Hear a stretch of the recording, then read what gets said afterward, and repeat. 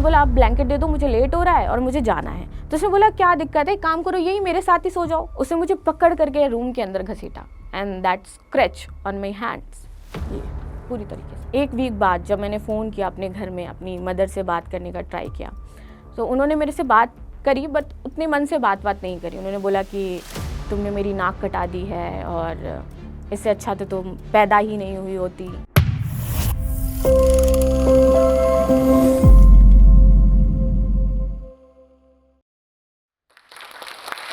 नमस्ते, मेरा नाम है प्राची मिश्रा और मैं एक यूपीएससी मेंटोर भी हूँ, मैं एक स्टूडेंट भी हूँ, मैं एक मोटिवेशनल स्पीकर भी हूँ।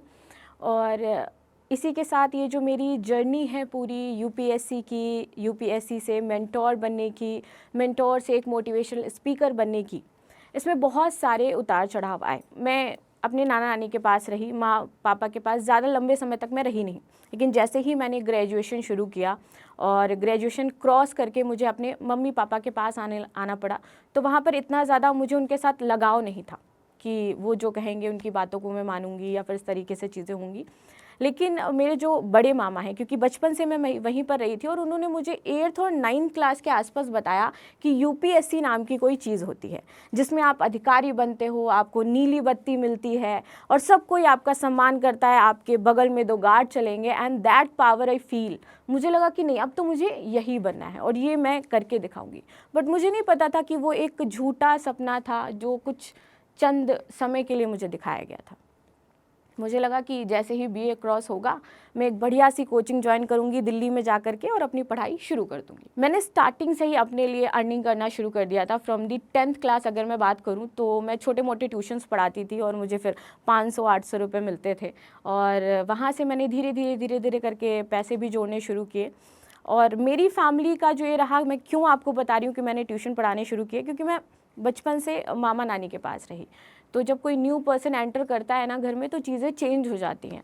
तो मुझे लगा कि नहीं, थोड़ा बहुत मुझे अपने लिए अर्निंग करनी चाहिए ताकि मेरे पर्सनल जो चीज़ें हैं मैं उनको बेयर आउट कर सकूँ। तो फ्रॉम दी 10th क्लास मैंने सशक्त होना शुरू किया। और जब आपके हाथ में पैसा आता है ना, तो फिर आपको लगता है कि हाँ, अभी शायद थोड़ी बहुत आप और आगे जा सकते हो या कुछ थोड़ी बहुत आपकी वैल्यू होगी, शायद आपकी बात सुनी जाएगी। तो उस तरीके से चीज़ें होती हैं।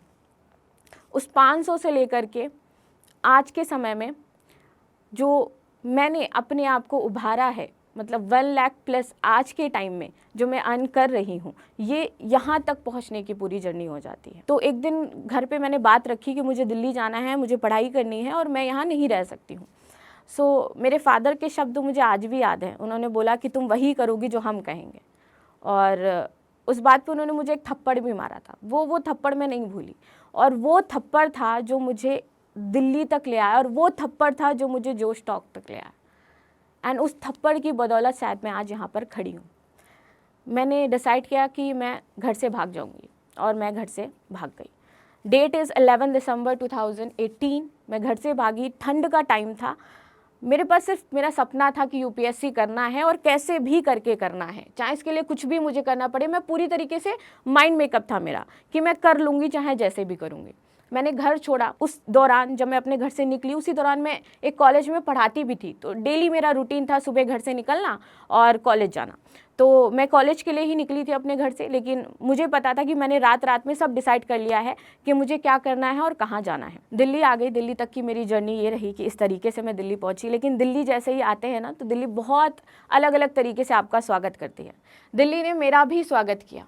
जैसे ही दिल्ली में उतरी, सबसे पहले मेरा फ़ोन मेरे हाथ से छिना लिया गया, चोरी हो गया। मेरे पास पैसे नहीं हैं उतने, मुझे फ़ीस भी जमा करनी है। मेरा फ़ोन मेरे हाथ से जा चुका है and that was the only thing जिससे कि मैं आगे कुछ प्रोसीड कर सकती हूँ। मेरे कॉन्टैक्ट सब कुछ ख़त्म हो गया, सब कुछ। मुझे कुछ समझ नहीं आ रहा था कि अब आखिर मैं करूँ क्या। रहने की तो जगह मिल गई थी मुझे मोनिका के यहाँ नेक्स्ट डे जा करके, लेकिन मैंने सबसे पहले जो मैंने कोचिंग डिसाइड करी थी कि पर्टिकुलर इस कोचिंग में मुझे एडमिशन लेना है, क्योंकि उसी के लेक्चर में देखती थी। कोचिंग पहुंच गई, वहाँ के ओनर के साथ मैंने बातचीत करी। मैंने कहा सर मेरे पास उतने पैसे तो नहीं हैं, लेकिन मैं यूपीएससी का सपना लेकर के आई हूँ। तो उन्होंने बोला कि हाँ ठीक है बेटा, आप हमारे यहाँ कोचिंग ज्वाइन कर लीजिए। मैंने बताया सर मेरे पास ज़्यादा फीस भी नहीं है। तो उन्होंने बोला कोई बात नहीं, आप एक काम करना, धीरे धीरे करके फ़ीस सबमिट कर देना। मैंने बोला ठीक है। जो मेरे पास चीज़ें थी सेविंग बेच करके मेरे पास जितने पैसे हुए थे दैट इज़ समथिंग 35K, मैंने उसमें से पहले ही 15,000 उनको जमा कर दिए, रिसिप्ट ले ली। जैसे ही मैंने एडमिशन लिया, प्राची मिश्रा फॉर्म लिखा हुआ दिखाई दिया, ऊपर कोचिंग का नाम, एंड आई वाज लाइक कि बस अब तो मैं IAS अधिकारी बन गई। मैंने तुरंत फ़ोन चला गया था, तो वो PG में लड़कियां थी, उनसे फ़ोन लिया। मैंने कहा एक घर में एक कॉल करनी है लास्ट। मैंने सबसे पहले कॉल अपने मामा को करी, तो मैंने उनको कॉल करा। मैंने बताया कि मैं दिल्ली में हूँ, आप लोग परेशान मत होइए, ये मेरा कोचिंग का एड्रेस है, यहाँ मैंने फ़ीस जमा कर दी है, ये मेरा फॉर्म है। इवन मैंने सारा कुछ उनको व्हाट्सएप पे उनके सेंड भी कर दिया, एड्रेस भी सेंड कर दिया कि आप लोग परेशान मत होइएगा, अगर आपको मेरे से मिलना है तो आप दिल्ली आ जाइए और मेरे से आकर के मिल लीजिए। वो कॉल मेरे मामा के साथ हुई और मैंने उनको बताया कि ये चीज़ें हैं। तब तक मैंने मदर एंड फादर से बात नहीं करी थी, सिर्फ मेरे मामा से मैंने बातचीत करी। वो सारी चीज़ें हो गई। अब बात ये थी कि 15,000 तो मैंने दे दिए हैं तो मेरे पास 35 ही ना। उसके बाद अब मुझे PG भी लेना है, फ़ोन भी मेरा चला गया है, फ़ोन भी मुझे लेना पड़ेगा, बुक्स भी मुझे लेनी है, सारी चीज़ें अरेंज करनी है, और पैसे उतने हैं नहीं और ना ही आपके पास जॉब है। मेरे दिमाग में उस समय बस इतना चल रहा था कि बस कोई एक जॉब मिल जाए। एक बार GTB metro station gate number 2 के पास में खड़ी थी और बस जॉब की तलाश में रही उस एक वीक, जाती थी लेकिन मेरे पास कोई एक्सपीरियंस नहीं था, मुझे जॉब कौन देगा। मैं गेट पे खड़ी हूँ एंड सडनली एक आदमी आता है मेरे सामने, वो मुझे एक प्रॉस्पेक्टर देता है और उसमें ना करंट अफेयर्स का वो प्रॉस्पेक्टर था। तो वो मेरे से कहता है कि ये प्रॉस्पेक्टर आप ले लीजिए। तो मैंने कहा हाँ दीजिए। तो उसने बोला कि ये प्रॉस्पेक्टर आपको तब दूंगा जब आप मेरे यहाँ पर काउंसलिंग के लिए चलेंगी। जो भी बच्चे UPSC से रिलेटेड, आपको पता होगा कि हर कोचिंग सेंटर अपने काउंसलिंग के लिए बुलाती है एंड देन उनका कुछ सेट होता है, वो उनको पे करते हैं। तो उसने बोला कि आप चलेंगी ना तो मुझे थोड़े पैसे भी मिल जाएंगे। तो मैंने बोला देखो भाई, कोचिंग तो मैंने ज्वाइन कर ली है, अगर आपके पास कोई जॉब है, और डायरेक्ट मैंने यही बोला, मैंने कहा अगर आपके पास कोई जॉब है तो आप मुझे जॉब बता दो। एंड सडनली उसका रिप्लाई आता है हाँ वो नई कोचिंग खुली है और काउंसलर की जॉब है उनके यहाँ पर। मैं बहुत खुश हुई एंड आई थैंक गॉड कि बस अब तो हो गया, अब तो कोई दिक्कत ही नहीं आएगी। वो पहली जॉब मैंने दिल्ली में करी थी 8,000 रुपये में, 8,000 रुपये की जॉब लगी। लेकिन देखिए मेरा डेडिकेशन ये था कि जैसे ही मैं उनके ओनर के पास गई, मैंने कहा देखिए मैं 2 घंटे का मुझे ब्रेक चाहिए, क्योंकि मेरी 2 घंटे 4 से 6 क्लास होती है, वो मैं ब्रेक नहीं कर सकती। उन्होंने मेरी बात को समझा, मुझे 4 से 6 उन्होंने ब्रेक दिया। मैंने पढ़ाई शुरू कर दी, सारी चीज़ें शुरू हो गई। मुझे लगा अब कभी कोई दिक्कत नहीं आएगी, अब आराम से मैं पढ़ती रहूँगी। फ़ोन भी मैंने ख़रीद लिया, धीरे धीरे करके सारी चीज़ें हो गई। एक वीक बाद जब मैंने फ़ोन किया अपने घर में, अपनी मदर से बात करने का ट्राई किया, तो उन्होंने मेरे से बात करी बट उतने मन से बात नहीं करी। उन्होंने बोला कि तुमने मेरी नाक कटा दी है और इससे अच्छा तो तुम पैदा ही नहीं हुई होती, और सब कह रहे हैं कि इनकी लड़की भाग गई है। इसके बाद जैसे जैसे चीज़ें ठीक होने लगी, मुझे लगा अब तो सब बढ़िया है, क्योंकि मैं 11 दिसंबर 2018 को आई। जनवरी फरवरी बहुत ज़्यादा ठंड होती है जनवरी में, तो जब क्लास वगैरह जाने लगी तो कुछ दोस्त भी बने मेरे वहाँ पर मेरा एक दोस्त बना। तो मुझे लगा कि भाई दिल्ली में दोस्त का मतलब दोस्त होता होगा, इससे आगे कुछ नहीं होता होगा। तो एक दिन ऐसे ही मैं फ़ोन पे बात कर रही थी, तो मैंने उसको बोला कि मुझे ना थोड़ी सी ठंड लग रही है। तो उसने बोला कि आपके पास कोई ब्लैंकेट नहीं है? तो मैंने बोला नहीं मेरे पास तो कोई ब्लैंकेट नहीं है, बस मेरे पास एक पतला चद्दर सा था, और तब तक मैं ब्लैंकेट ख़रीद भी नहीं पाई थी एक्चुअली। और जो मेरे पैसे थे, क्योंकि तब तक मैंने मोनिका आ चुकी थी तो PG मुझे शिफ्ट करना था, तो एक साथ मुझे जो PG का रेंट है वो देना पड़ा 12,000 के आसपास। और धीरे धीरे ऐसे ऐसे करके मेरे पैसे खर्च होने लगे थे, और मुझे जो सैलरी मिली थी वो 1 महीने बाद मिली थी। उस दौरान ऐसा भी समय आया था कि मैं सिर्फ एक टाइम खाना खाती थी लिटरली, और मैं वो खाती थी दोपहर के टाइम, और सिर्फ आलू पराठा खाती थी। और आज भी मुझे वो बत्रा का आलू पराठा याद है, 25 रुपये का मिलता था, और मैं उसको मिडिल में खाती थी, क्योंकि ना मैं शाम को अफोर्ड कर सकती थी, ना मैं मॉर्निंग में अफोर्ड कर सकती थी, और मेरे पास पैसे थे नहीं। तो इस तरीके से मेरी लाइफ जो है चल रही थी। अब मैंने उसको बोला कि ब्लैंकेट तो है नहीं, तो सामने से मेरे को ऑफ़र आया कि एक काम करो, मेरे यहाँ पर आ जाओ, मेरे यहाँ पर ब्लैंकेट है और तुम ब्लैंकेट ले लेना, और अगर चाहो तो मेरे यहाँ 2 रूम हैं, तुम उसमें सो भी सकती हो। तो क्योंकि मेरे अंदर उतनी चालाकी तब तक नहीं आई थी, और तब तक मैं यहाँ के लोगों को समझती भी नहीं थी। मैं चली गई, मैंने कहा ठीक है मैं आती हूँ, और अगर तुम्हारे पास कोई ब्लैंकेट है तो मुझे दे देना, क्योंकि वाकई बहुत ज़्यादा ठंड लग रही थी। मैं जैसे उसके रूम पहुँचती हूँ, मैं देखती हूँ कि उसके पास सिंगल रूम है। मैं कहा चलिए कोई बात नहीं, ब्लैंकेट तो वो मुझे दे ही देगा ना। ब्लैंकेट लेने गई मैं उसके पास, तो उसने बोला थोड़ी देर बैठो, अभी मैं ब्लैंकेट निकालता हूँ। मैंने कहा ओके ठीक है। 10-15 मिनट बात करते करते बीत गया। मुझे तब तक भी इंटेंशन समझ में नहीं आई कि उसकी इंटेंशन क्या है। तो मैंने बोला आप ब्लैंकेट दे दो, मुझे लेट हो रहा है और मुझे जाना है। तो उसने बोला क्या दिक्कत है, काम करो यही मेरे साथ ही सो जाओ। I was shocked. मैंने कहा कि क्यों, मैं यहाँ क्यों सो जाऊँ, मतलब मुझे तो ब्लैंकेट चाहिए, मेरे पास तो पीजी है। कि नहीं तो क्या हुआ, हम दोस्त हैं। और फिर वो मुझे पहली बार so called friend with benefit वाला टर्म समझ में आया एंड आई वॉज शॉक्ड, मेरे लिए पहली बार ऐसा था। मैंने कहा कि नहीं मैं तो जा रही हूँ। उसने लाइट्स ऑफ कर दी and that was my first experience. मैं अभी ये बोलते टाइम भी मैं काँप रही हूँ। उसने मुझे पकड़ करके रूम के अंदर घसीटा and that scratch on my hands, ये पूरी तरीके से। बहुत डर गई मैं, घबरा गई, क्योंकि मुझे पता था कोई नहीं है जिससे मैं ये बात कह सकती हूँ। मुझे ये भी पता था कोई नहीं है जो शायद मेरी मदद के लिए भी आएगा। But always I believe in positivity. मैं तेज़ से चिल्लाई कि मुझे छोड़ो, मुझे यहाँ से जाने दो।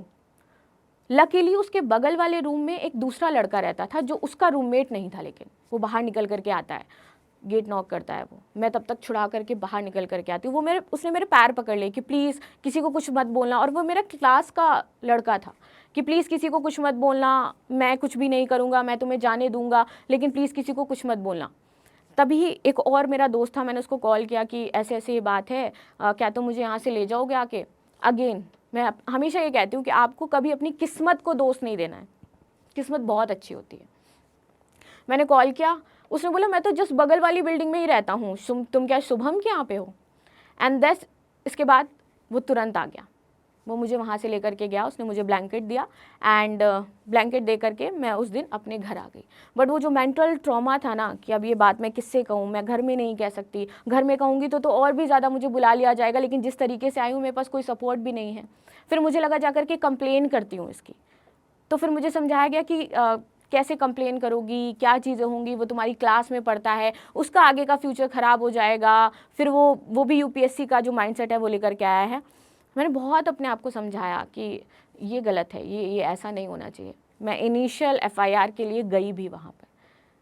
पता है वहाँ से जिस थाने में मैं गई, उसने भी मेरे से यही बोला कि तुम लोग पहले तो दोस्ती कर लेते हो, उसके बाद आ जाते हो कंप्लेन लिखवाने। सारी चीज़ें चलती रहीं, ठीक हो गया।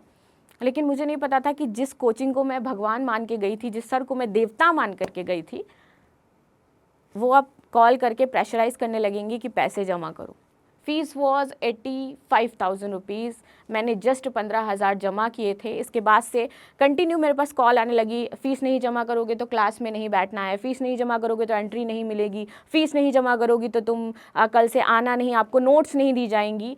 एंड 9,000 की जॉब थी। मैंने उनको बोला कि मैं 5-5 हज़ार करके पे कर दूंगी आपको, 4,000 में मैं अपना खर्चा चला लूँगी।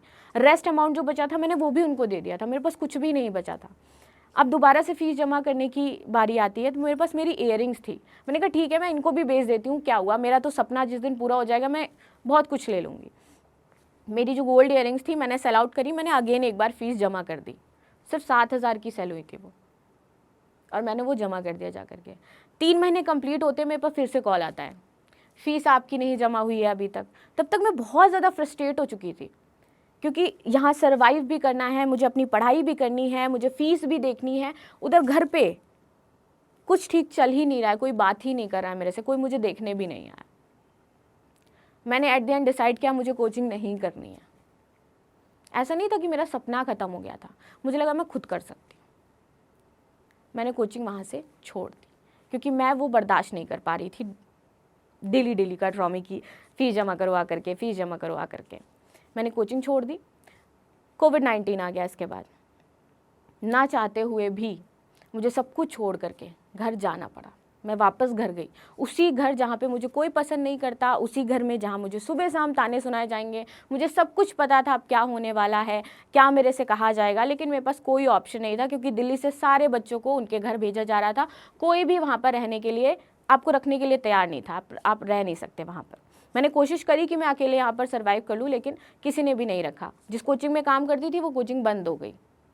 2-2 बार अपने आप को इस्टेब्लिश करना, पहली बार तो चलो मैंने कर लिया, लेकिन ये जो कोविड के वेव आई उसके बाद सारी जगह से जॉब ख़त्म हो गई, सब कुछ ख़त्म हो गया, और वापस फिर दिल्ली आना। 2019 के बाद मैं 2020 लास्ट में दिल्ली आती हूँ दोबारा से, जहाँ मेरे पास अब फिर से जॉब नहीं है, फिर से मेरे पास क्लासेस नहीं है, फिर से मेरे पास कुछ भी नहीं है, और मुझे अगेन सब कुछ सेट करना है। जाती हूँ मैं, CV मेरी ले लीजिए, ये CV मुझे कोई जॉब दे दीजिए। अगेन मुझे एक कंटेंट राइटर की जॉब मिलती है, सैलरी इस बार थी 12,000 रुपये। मैंने करना शुरू किया, मैंने कहा चलो अब तो सब कुछ ठीक हो जाएगा, अब तो कोई दिक्कत ही नहीं होगी वहाँ पर।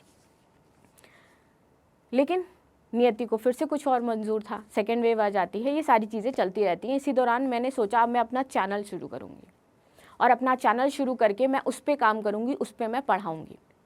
इसी बीच मैं घर की अगर बात बताऊँ, इसी सेम सिनेरियो में मेरे फादर ने मेरे से बात नहीं करी थी। मेरे फादर ने मेरे से 1 साल बात नहीं करी, और जो फर्स्ट टाइम उन्होंने मेरे से बात करी वो होली में बात करी, एंड ही वाज लाइक कि हेलो हैप्पी होली, एंड मैंने भी रिप्लाई किया happy Holi, and that moment I am just crying. पहली बार मैंने आवाज़ सुनी थी अपने फादर की, मुझे आज गर्व महसूस है। और ये सिर्फ मुझे खुद पे नहीं है, मेरी फैमिली मेरे पे आज गर्व महसूस करती है। वो फैमिली जो ये कहती थी कि इससे अच्छा तो तुम पैदा ही नहीं होती, इससे अच्छा तो तुम्हें पैदा ही होते मार दिया गया होता, वो फैमिली मुझ पे आज गर्व महसूस करती है। मैंने चैनल शुरू किया कि अब मैं इस पर पढ़ाना शुरू करूँगी।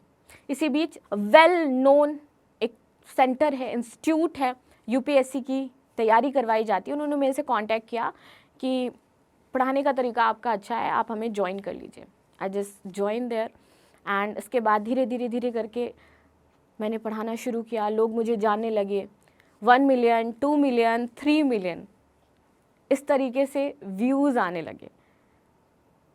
एंड उसके बाद सब बदल गया। जब इस तरीके से मिलियंस में व्यूज़ आने लगे, लोग मुझे देखने लगे, लोग मुझे अप्रिशिएट करने लगे, कमेंट सेक्शन तारीफ़ों से भर गया, मुझे लगा कि यस कुछ तो अचीव किया मैंने।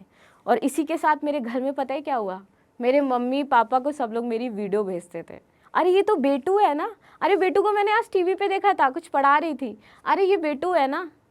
And that was the proud moment for my family. इतनी सारी चीज़ों के बावजूद मैंने वो सब किया जो मुझे मेरे सपने तक ले जाए, लेकिन मेरे लिए मेरा सर्वाइवल भी बहुत ज़्यादा ज़रूरी था। पहले जहाँ मैं जा कर के CV देती थी ना कि प्लीज़ मुझे जॉब दे दो, दिस टाइम वो सारे बड़े इंस्टीट्यूट मुझे कॉल करके कहते हैं कि मैम आप हमारे यहाँ पढ़ाने आ जाइए। मैं उन सभी लड़कियों से बस इतना कहना चाहूँगी, देखो समाज तुम्हें बताएगा कि तुम्हें क्या करना है, समाज तुम्हारे लिए एक बैरियर क्रिएट करेगा कि तुम क्या हो, समाज तुम्हें ये कहेगा कि नहीं तुम यहीं तक सीमित हो, उसे मत बताने दो कि तुम्हारी क्या औकात है।